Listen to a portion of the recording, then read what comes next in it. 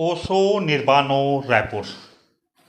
जैसा कि मैं आपको बताना चाहूँगा, बाहर के धर्म हमारे जैसे भी हों, भीतर का धर्म केवल प्रेम और ध्यान है। भगवान ओशो ने कहा था कि मैं अपने सन्यासियों को भीतर से इतना सक्षम कर दूंगा कि मैं रहूं ना रहूं, मेरे सन्यासी भीतर के जीवन को, भीतर के धर्म को बेहतर समझ पाएंगे।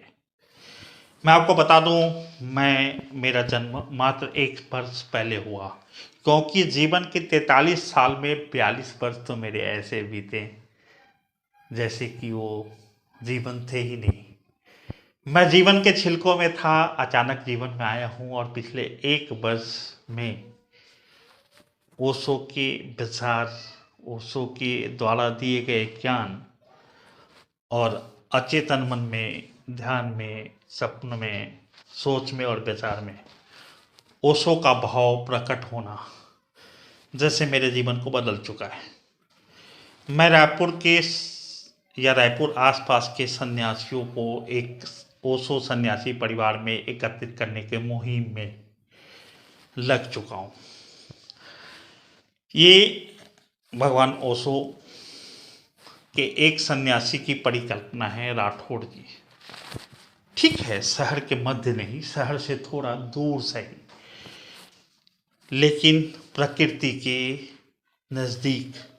शहर से जितना दूर उतना ही प्रकृति के नज़दीक एक व्यवस्था है जहां हम संन्यास्त हो सकते हैं।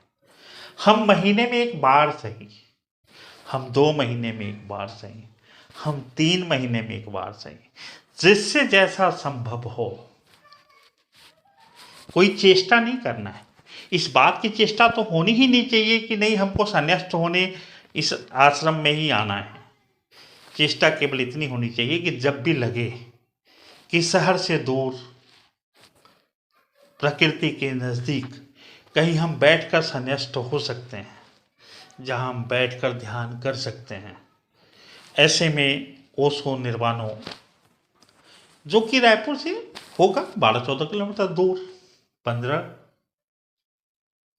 ओशो अमेरिका गए, हमें तो 15 किलोमीटर दूर आना है। आने वाले कुछ दिनों में हम ऐसी व्यवस्था बनाने वाले हैं, जहां की प्रत्येक माह दूसरे रविवार को, संभव हो तो शनिवार की रात्रि, देर रविवार रात्रि तक हम यहाँ ध्यानस्थ होंगे। और मैं आपको बताना चाहूँगा कि हमारी ये कोशिश होगी कि शुल्क भी ऐसी हो कि न जेब पर भारी पड़े, न सोच पर, न इच्छा पर, न मन पर लगे कि हम वास्तव में ध्यानस्थ हो।